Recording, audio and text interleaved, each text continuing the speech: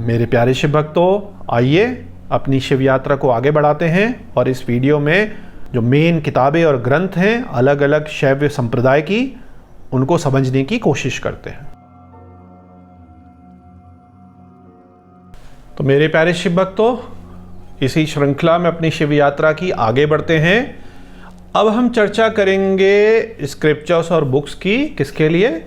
वीर शैव सिद्धांत और उसी से जो निकला है लिंगायत जो हमारा संप्रदाय है, इसकी हम चर्चा करते हैं।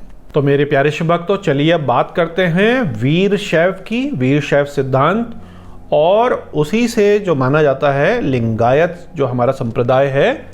तो अपने अपने इसमें थोड़े से फ़र्क हैं, कंबाइन करके हम चलेंगे क्योंकि जो मूल सूत्र है, जो मूल है इनका, वो लगभग एक समान ही है। तो सबसे पहले इनके बुक्स हम देख लेते हैं। ये कुछ मॉडर्न बुक्स भी हैं। बसवेश्वरा जो इनके संत थे जिन्होंने बड़ा रिफॉर्म करा, और कभी उनकी भी पूरी की पूरी स्टोरी हम कवर करेंगे। इसी तरीके से शून्य संपदन के अलग अलग वॉल्यूम, वीर शैव का जो अष्टावरण विज्ञान है, मतलब कि 8 स्टेजेस की जो यात्रा है, प्रिंसिपल ऑफ वीर शैविज्म, लिंगायत धर्म, वीर शैव रिलीजन, वीर शैव संस्कृति एवं दर्शन, वचन जो है, जो कंपाइलेशन है अलग अलग संतों द्वारा, अलग अलग जो उनके मेल और फीमेल दोनों ही संत रहे, वो वीर शैव सिद्धांत ग्रंथ, वीर शिवा फिलॉसफी। इस तरीके से ये कई सारे बुक्स के कवर हैं जिसमें वीर शैव और लिंगायत की ये किताबें हैं। अब यदि हम इनके सारे स्क्रिप्चर्स के मूलभूत सिद्धांतों को 1-2 लाइनों में अगर शोधित करें तो क्या होगा? सत्य, धर्म, सेवा और ध्यान, ये जो हैं, ये वीर शैव जो है, ये इसके 4 पिलर्स हैं, 4 पथ हैं जो शिव तक ले जाते हैं। सत्य, धर्म, सेवा और ध्यान।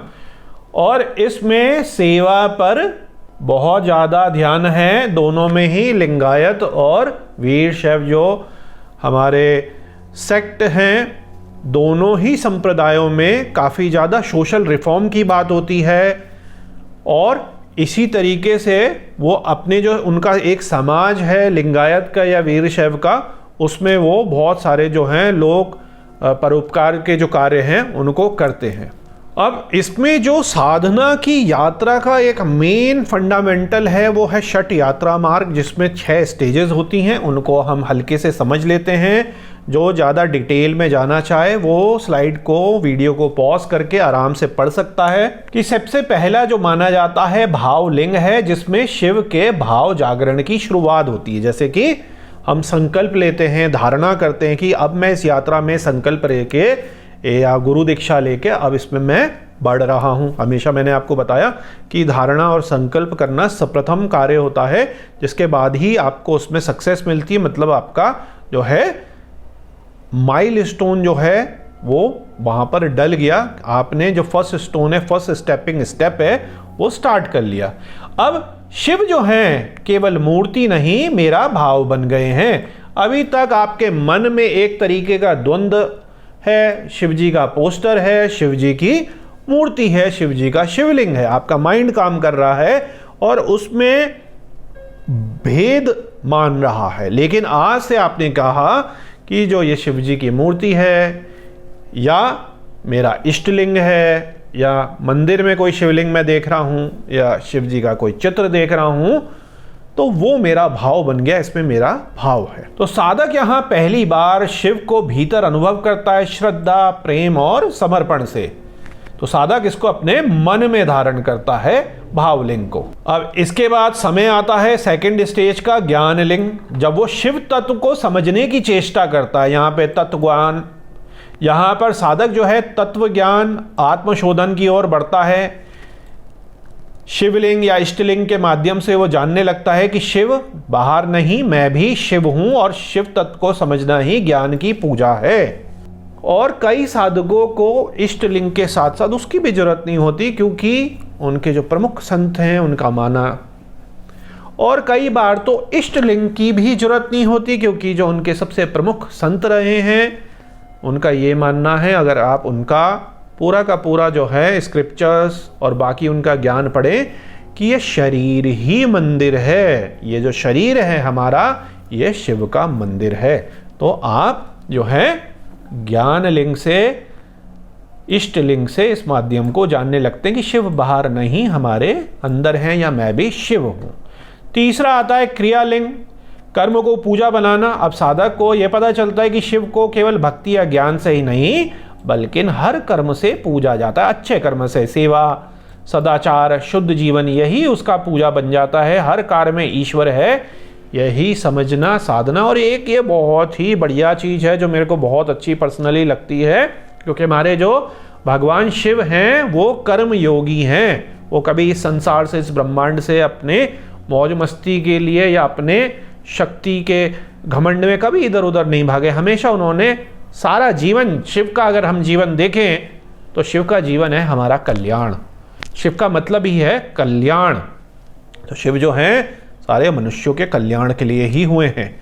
और यहाँ से देखिए मेरे मन में भाव आ गया, मैंने ज्ञान ले लिया। फिर ज्ञान को आप ये मत भूलिएगा कि ईगो आ जाना है, मैं और आइडेंटिटी और अपनी पंडिताई को हमने जीरो कर देना है, काट देना है, डिसॉल्व हो जाना है शिव में।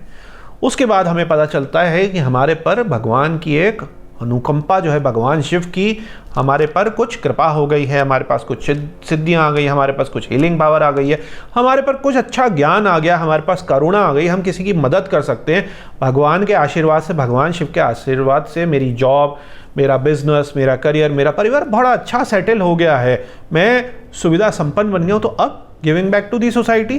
तो हर कर्म जो है सत्यता के साथ, अब ऐसा नहीं कि भगवान की इच्छा के बिना तो पत्ता भी नहीं हिलता है, तो इसको मैंने ठग लिया तो इसमें तो भगवान ने ही कराया, उसका मैंने कुछ छेड़छाड़ कर दी, मोलेस्टेशन कर दिया तो भगवान ने कराया। ऐसे कुतर्क कई लोग देते हैं। इस काम के लिए प्रभु ने, भगवान शिव ने, भगवान ने हमें मनुष्यों को स्पेशली बुद्धि, विवेक, चेतना दी है, एक कॉन्शियसनेस दी है कि क्या अच्छा है और क्या बुरा है, कैसे यम नियम संयम के साथ हमें रहना है। तो ये बात बिल्कुल गलत है कि हमने किसी का कत्ल कर दिया, भाई हमारी तो कोई गलती नहीं है, ये तो प्रभु की इच्छा थी, जिसको जब मरना है, जिसके हाथ से मरना है वो मर जाएगा। लेकिन यहाँ पे हमारा जो है डिसीजन आ जाता है, यहाँ पे हमारी फ्री विल आ जाती है, यहाँ पे हमारी बुद्धि, चेतना, विवेक आ जाता है। यही तो मनुष्यों को दिया है और इसी के ऊपर कर्म का पूरा हमारे सनातन का सिद्धांत टिका है। तो हर कार्य में ईश्वर है, कोई भी कार्य छोटा बड़ा नहीं, और हमें अपने कर्म योग से गरीबों की, जो जरूरतमंद है, बाकी लोग हैं, उनकी मदद करनी चाहिए। अब चौथी स्टेज आती है योग लिंग, भीतर और बाहर का संतुलन। अब साधक जो है प्रत्येक श्वास, विचार और क्रिया से अपने को शिव से जोड़ता है। ध्यान, समाधि और आत्मनिरीक्षण के साथ वो स्वयं को शिवमय करता है। मैं अकेला नहीं, मेरी सांस भी शिव मंत्र है। तो जब आप वो कर्म भी करने लग जाता है और हायर स्टेज में जाता है तो ज़्यादा जो समय है और जो है शिव में और प्योरिटी आने के लिए। और कई बार ये भी होता है कि हमारे को ज्ञान आ गया, हमारे को सिद्धियां प्राप्त हो गई और हमारे को रास्ते में भी हम आगे बढ़ गए, लेकिन माया का जाल ऐसा होता है कि हम जब अपने को कंट्रोल नहीं कर पाते। बहुत एग्जाम्पल है, मेरे को कहने की जरूरत नहीं है, बड़ा अच्छा उनका समय था, लेकिन जब कहते हैं पावर करप्ट, जब उनके पास पावर आती है, नेम होता है, फेम होता है, तो ऐसे ऐसे वो कर्म कर डालते हैं कि उसके बारे में क्या ही चर्चा करी जाए। तो जब आप योग से अपने शरीर को, अपनी श्वास को, अपने ब्रह्मचर्य को कंट्रोल रखते हैं भक्ति के साथ, तो उस कीचड़ में गिरने से आप बचते हैं, क्योंकि आपको रेगुलर अभी सपोर्ट चाहिए, क्योंकि अभी आप इन बिटवीन स्टेज ही हैं। इसके बाद प्राप्ति लिंग, पूर्ण समर्पण की अवस्था, जो पांचवी अवस्था है, वो अपनी स्वतंत्र जो सत्ता है उसको त्याग कर शिव के अधीन हो जाता है। अब वो कहता है मैं ना जानता हूँ ना चाहता हूँ, अब जो है शिव है, जहाँ मैं मिटा वहीं सच्चा समर्पण हुआ, अपने को फुली डिसॉल्व कर देना। और ये लाइफ के आगे की स्टेजेस में वो होता है कि अब मैं जो हूँ, मेरी कोई चाहत नहीं है, इवन मेरी अब कोई आगे की सिद्धियों की चाहत नहीं है, मैं अपना जो जीवन है पूर्णतः शिव को समर्पित करना चाहता हूँ। उसमें अपनी अपनी मान्यताएं हैं कि मैं शिव को पूर्ण भक्ति से, भजन से, कीर्तन से, संदेश दे के करना चाहता हूँ, या भगवान शिव के कर्मयोग को लेकर गरीबों की, असहाय महिलाओं की, जानवरों की, या किसी भी चीज़ की मदद करना चाहता हूँ। तो इस तरीके से पूर्ण समर्पण की जो अवस्था है 5वीं है। और फिर आता है हमारा एक लिंग, एक हो जाना, शिव के साथ पूर्ण एक। ये एक अंतिम अवस्था है जहाँ साधक और शिव में कोई भेद नहीं रहता। अब लिंग जो है शरीर पर धारण नहीं, स्वभाव में प्रकट हो जाता है। मैं शिव नहीं बना, मैं कभी भी शिव से अलग ही नहीं था। तो आपको फिर सुप्रीम फाइनल स्टेज में आप एक अलग ही, एक तरीके से अवधूत की, जैसे मैंने आपको बताया था जो उनका पूरा एक महिमा बताई थी, उस तरीके से अब देखिए तमिल शब्द में भी सारी चीज़ें इवेंचुअली तो वही हो रही हैं। तो अंतिम स्टेज में देखिए आप, तो लास्ट स्टेज में आपने देखा कि साधक को यह समझ आता है कि ओह, मैं तो कभी शिव से अलग ही नहीं था, मैं तो शिव ही था।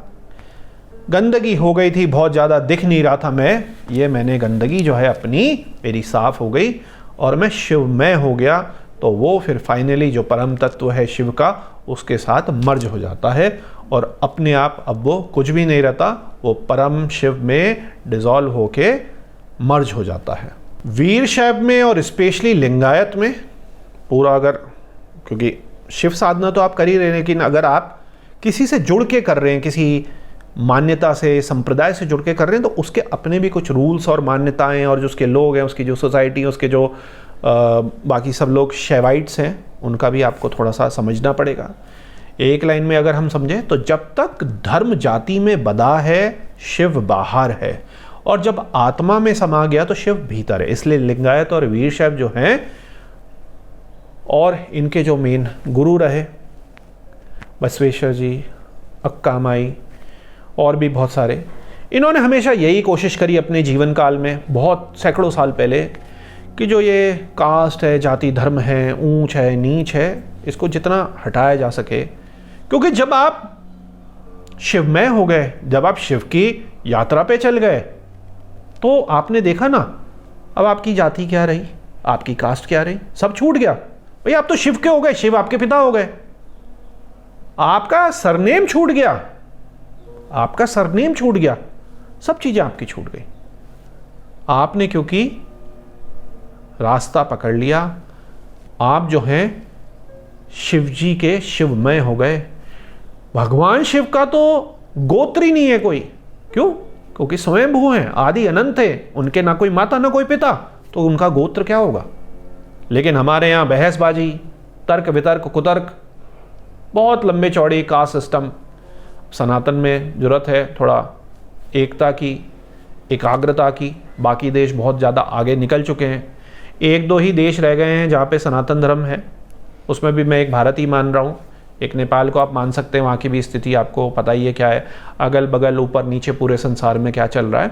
तो 5 से 10 साल में कुछ भी हो सकता है, सनातन लुप्त भी हो सकता है यदि सनातनी अभी नहीं जागे तो यहाँ पर हमें जाति धर्म इन सब चीज़ों को जो है एक किनारे करना पड़ेगा। देश काल परिस्थिति, उसकी मल्टीपल सिविलाइजेशन है, मल्टीपल मतलब हैं, जाति धर्म वर्ण व्यवस्था के, इन चीज़ों से बाहर निकलने की ज़रूरत है। स्पेशली जब हम भगवान शिव की बात करते हैं, क्योंकि भगवान शिव जो हैं वो चांडाल के भी हैं, शव को जलाने वाले के भी हैं, राजा के भी हैं, देवताओं के भी हैं, दैत्यों के भी हैं, गंधर्व के भी हैं, किन्नर के भी हैं, किसके नहीं हैं?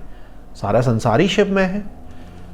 तो ये एक बहुत ही ज़्यादा ज़रूरी और बहुत ही इम्पोर्टेंट जो है मैसेज है लिंगायत और वीर शैव का। और इसी के कारण एक और चीज़ भी होती है, बीच बीच में आंदोलन होते हैं। अब हम कोई पॉलिटिकल बात नहीं कर रहे, हर एक की अपनी मान्यताएं और अलग हैं। काफ़ी टाइम ये भी कहते हैं कि हमारे को, क्योंकि हम वेदों को नहीं मानते और हमारे स्क्रिप्चर्स में ऐसा लिखा है कि जो वेद को नहीं मानेगा तो वो हिंदू नहीं है, सनातनी नहीं है। तो कुछ बैठ के इस पे भी थोड़ा सा विचार विमर्श की ज़रूरत है, क्योंकि यहाँ से भी बार बार डिमांड होती है, क्योंकि हम वेद को नहीं मानते तो हम सनातन से अलग हैं। तो एक शिव को मानने वाले हैं, शिव का पार्ट हैं, लेकिन शिव और सनातन भी अलग अलग होने वाले हैं, हो सकते हैं, अपनी अपनी पॉलिटिकल रीज़न है। तो यहाँ पर भी थोड़ा सा आप लोग जो हैं इन चीज़ों में ज़्यादा ना बंधें। तो मेरे प्यारे शिव भक्तों, आइए अब कुछ ग्रंथ हम समझते हैं लिंगायत और वीर शैव के। तो सबसे पहले तो षट स्थल सिद्धांत, जैसे मैंने आपको बताया था, जो अलग अलग 6 अवस्थाएं हैं उसके बारे में, भाव, ज्ञान, क्रिया, योग, प्राप्ति और एकेय। इसके बाद जो बहुत इंपॉर्टेंट एक और स्क्रिप्चर है वो है वचन ग्रंथ, वचनास जिसको हम कहते हैं। इसमें जैसे बसव हैं हमारे, अक्का महादेवी है, अलम प्रभु हैं। तो इनकी जो शिक्षा दीक्षाएं हैं, इनकी जो काव्य हैं, भक्ति है, समाज सुधार की बातें हैं, ये इन ग्रंथों में कंपाइलेशन हो रखी है। अब तीसरा जो हमारा स्क्रिप्चर है वो है सिद्धांत शिखामणि। इनको शिव योगी शिवाचार्य ने लिखा था। ये वीर शैव का एक मूल ग्रंथ है।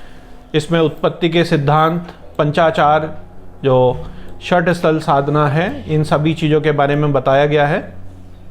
एक और जो ग्रंथ है वो है बसव पुराण, जो हमारे बसवेश्वर जी हैं। तो इसमें जो बहुत ही प्रमुख संत हैं जिनसे लिंगायत की शुरुआत हुई, उनकी एक तरीके से जीवनी है, उनकी शिक्षाएं हैं, उनके जो अच्छे उपदेश हैं वो हैं।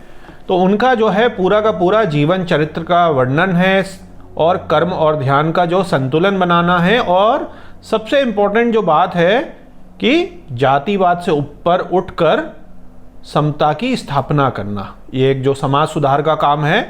वीर शैव और लिंगायत में समाज सुधार, जो सोशल रिफॉर्म है, उसके ऊपर एक विशेष कार्य सभी जो संत हैं उन्होंने करा है। और समाज में यही उन्होंने बार बारी अपने ज्ञान से, अपने उपदेशों के द्वारा, अपनी जो स्क्रिप्चर्स है, अपनी जो काव्य है, उनके द्वारा बताने की कोशिश करी कि हमें जो है एक समान से, एक समता से सोशल रिफॉर्म में बहुत ज़्यादा ध्यान देना चाहिए। तो ये जो है मोटा मोटी आपको जो वीर शैव और लिंगायत है इसके बारे में आपको बताता है। तो मेरे प्यारे शिव भक्तों, आज हम अपनी शिव यात्रा को यहीं पे अल्प विराम देते हैं, क्योंकि वीडियो काफ़ी लंबी हो गई है। अब मैं आपको मिलूँगा इसी के आगे के पार्ट से, जहाँ से हम अपनी शिव यात्रा को आगे बढ़ाएंगे। ओम नमः शिवाय।